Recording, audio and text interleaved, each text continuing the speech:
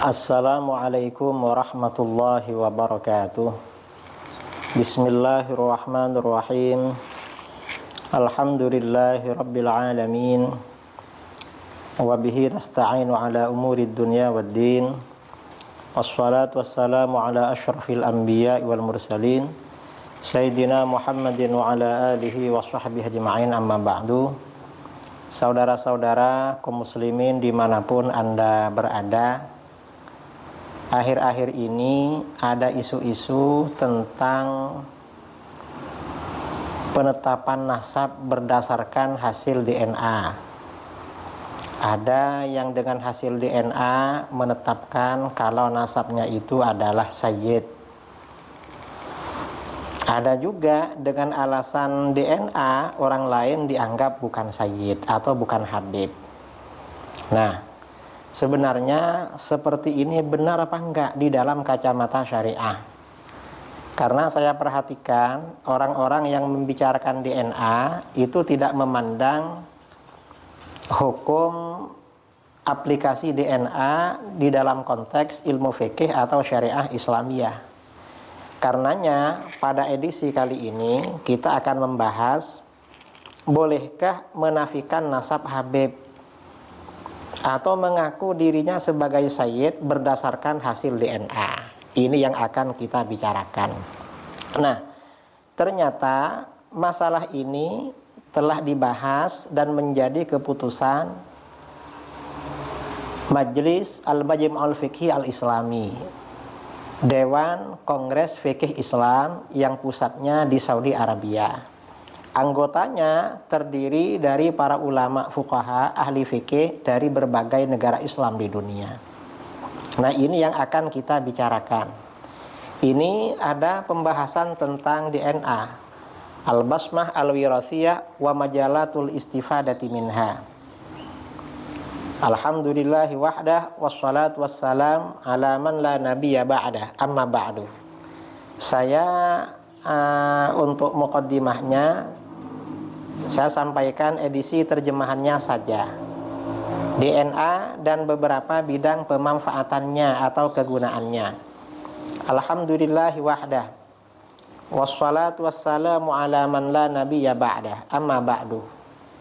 Dewan Kongres Fikih Islam pada periode ke-16 yang diadakan di Mekah Al-Mukarramah pada masa antara 21 sampai 26 Syawal tahun 1422 Hijriah atau bertepatan tanggal 4 sampai 10 Januari tahun 2002 Masehi. Setelah menimbang definisi yang sebelumnya telah dijadikan dasar oleh Kongres pada periode ke-15, dan teksnya adalah DNA adalah struktur gen yang menunjukkan pada identitas seseorang. Kajian dan studi ilmiah memberikan kesimpulan bahwa DNA dari segi ilmiah adalah sarana yang memiliki akurasi istimewa untuk memudahkan misi medis secara syar'i. Dan DNA dapat diambil dari sel apapun dalam tubuh manusia, seperti darah, ludah, sperma, kencing, atau lainnya. Nah, kemudian di sini dijelaskan, dan setelah menelaah isi laporan tim yang ditugaskan oleh Kongres pada periode ke-15, dari hasil studi lapangan yang signifikan tentang DNA, dan menelaah kajian yang diajukan dalam topik tersebut dari para ulama fikih, para dokter dan para ahli, serta mendengarkan hasil diskusi seputar hal tersebut, maka memberikan penjelasan sebagai berikut. Ini penjelasannya ya, bahwa hasil DNA hampir bersifat definitif atau pasti dalam menetapkan dan menafikan hubungan anak dengan orang tua, dan dalam menyandarkan materi dari sperma, darah, dan atau ludah yang ditemukan dalam lokasi peristiwa kepada pemiliknya. DNA jauh lebih kuat daripada qiyafah tradisional, yaitu satu metode penetapan nasab berdasarkan keserupaan jasmani antara orang tua dan anak. Dan bahwa kesalahan dalam tes DNA itu bukan dari internal tes itu sendiri, kesalahan justru terjadi dalam upaya manusia yang melakukan atau karena faktor polusi dan semacamnya. Ini DNA.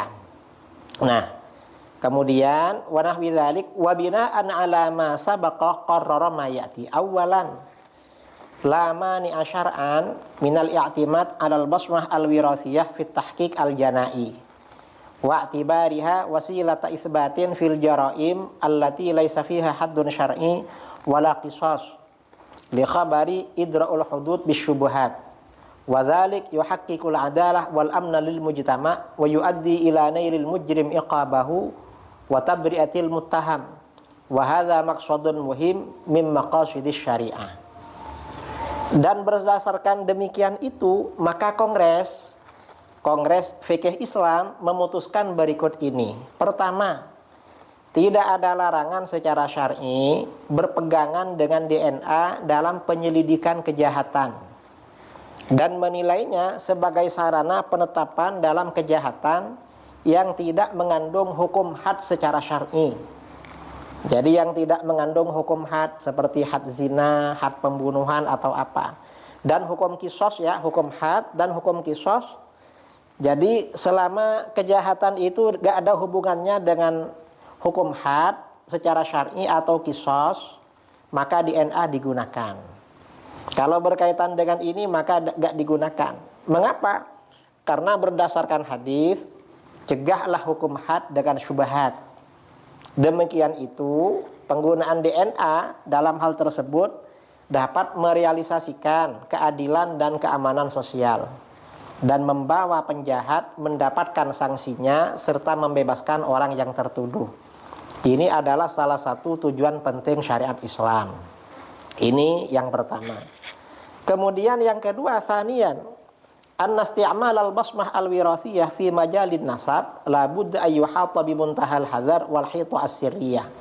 Walidzalik la budda an tuqaddama an-nusus wal qawaid asy-syar'iyyah 'ala al-basmah al-wirathiyah. Kedua, penggunaan DNA dalam bidang nasab harus diliputi dengan kehati-hatian dan kerahasiaan tingkat tinggi. Artinya harus berhati-hati dan jangan main-main. Karena itu harus mendahulukan nas dan kaidah syar'i daripada hasil DNA. Jadi dalam penetapan nasab harus mengikuti nas dan kaidah syar'i daripada DNA. Artinya kalau misalnya seseorang melakukan DNA, kemudian kok ada kesamaan dengan orang lain dalam ada kemiripan misalnya, itu kalau menurut kaidah syar'i memang tidak ada hubungan keluarga, maka gak bisa dikaitkan secara keluarga.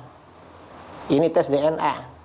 Jadi gak boleh didahulukan daripada nas syar'i, nas dan kaidah syar'i. Harus mendahulukan nas dan kaidah syar'i daripada hasil DNA. Ini yang kedua. Yang ketiga, tsalitsan, la yajuzu syar'an al-i'timad 'alal basmah al-wirathiyah fi nafyin nasab. Wala juzu taqdimuha 'alal li'an. Ketiga, secara syar'i tidak boleh perpegangan dengan hasil DNA dalam menafikan nasab dan tidak boleh mendahulukan DNA daripada proses li'an. Artinya apa? Kalau ada orang atau suku misalnya secara syar'i memang nasabnya ke situ, lalu dites DNA, ternyata hasil DNA-nya beda, maka agak bisa dipakai DNA untuk menafikan nasab tersebut. Karenanya apa yang dilakukan oleh sebagian saudara-saudara kita sampai memaki-maki para habaib, para sadah ba'alwi, alasannya hasil tes DNA katanya mereka DNA-nya sama dengan DNA orang-orang Yahudi. Itu gak boleh seperti itu. Itu melanggar kaidah syara'. Jadi hasil DNA itu gak bisa dipakai dalam menafikan nasab. Dan tidak boleh mendahulukan DNA daripada proses li'an. Untuk menafikan nasab seseorang itu harus li'an, seperti yang diterangkan di dalam kitab fikih. Gak sembarangan tes DNA. Ini yang ketiga. Kemudian yang keempat, rabi'an, la yajuzu istikhdamul basmah al-wirathiyah biqasdi ta'akkud min sihhatil ansab ats-tsabitati syar'an. Wa yajibu 'alal jihatil mukhtassah man'uhu wa fardul 'uqubat az-zajirah li'anna fi dzalikal man'i himayatan li a'radin nas wasonan li ansabihim. Keempat, tidak boleh menggunakan DNA dengan tujuan memastikan validitas nasab-nasab orang yang telah ditetapkan secara syar'i.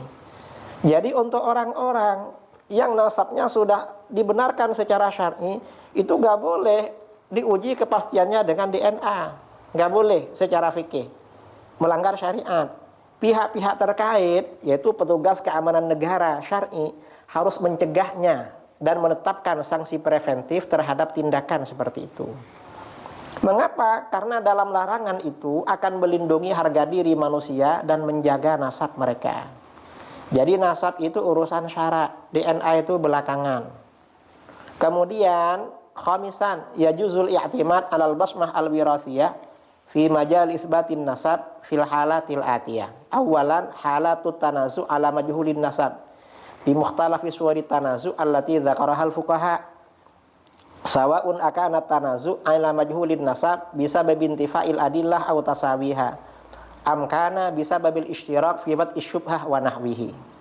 Kelima, boleh berpegangan dengan DNA dalam bidang penetapan nasab dalam beberapa kondisi sebagai berikut. 1.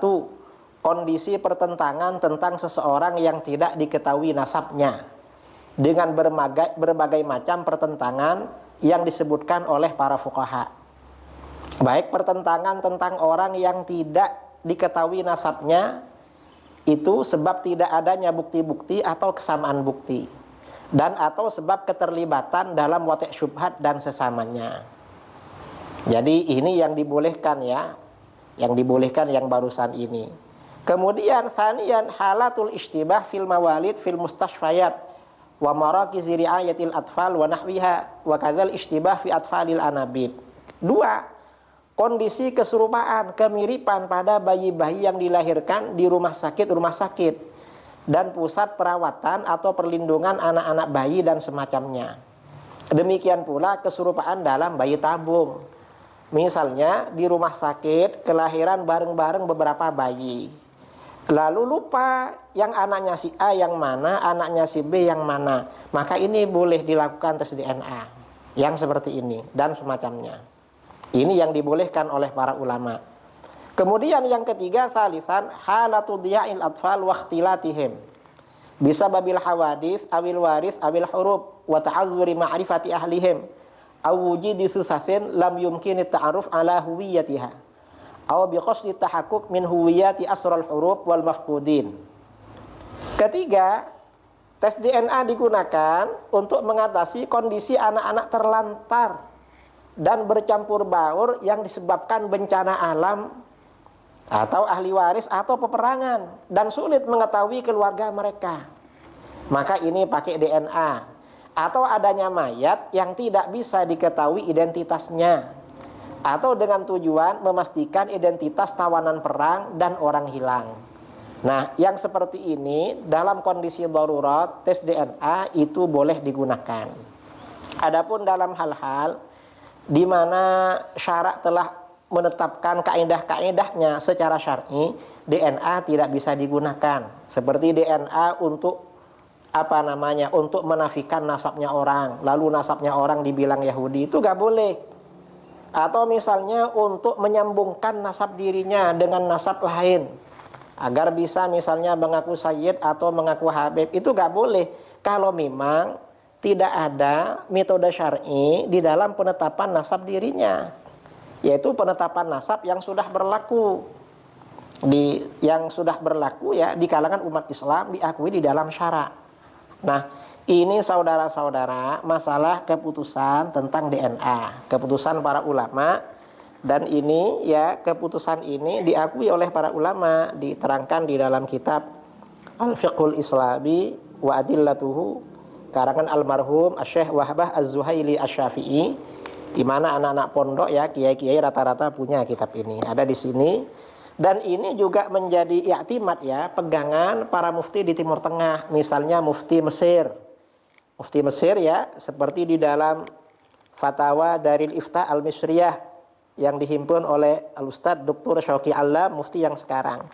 Ini juga mengambil dari keputusan Kongres Fikih Islam Internasional tadi. Nah, artinya saya menyampaikan ini karena beberapa waktu yang lalu ada sebagian saudara-saudara kita ini bersikeras menafikan nasab para habib, para sayyid. Alasannya karena gak mau dites DNA. Memangnya para sayyid itu anak terlantar atau orang hilang atau gimana? Mereka sudah jelas nasabnya secara syar'i. Kita ini berbicara DNA harus berbicara secara syar'i. Karena DNA ini temuan dari negara barat asalnya. Jadi ini saya kira dari sini saya harapkan tidak ada pertentangan lagi, konflik ya antara sesama umat Islam di Indonesia, antara Terah Wali Songo dengan Terah Ba'alwi. Gak perlu ada konflik lagi yang disebabkan oleh DNA. Karena masalah DNA sudah ada keputusan Kongres Fikih Islam Internasional, anggotanya terdiri dari para ulama fuqaha dunia Islam. Dan ini dijadikan dasar oleh para ulama di dalam mengambil keputusan terkait dengan penetapan dan penafian nasab. Dan tentu kaidah-kaidah tadi ada dalil-dalil syar'inya di dalam hadis-hadis, dan ada di dalam hadis-hadis cuma oleh para ulama tidak dicantumkan karena hadis-hadisnya sudah maklum itu. Saya kira ini ya mudah-mudahan bermanfaat dari saya. Assalamualaikum warahmatullahi wabarakatuh.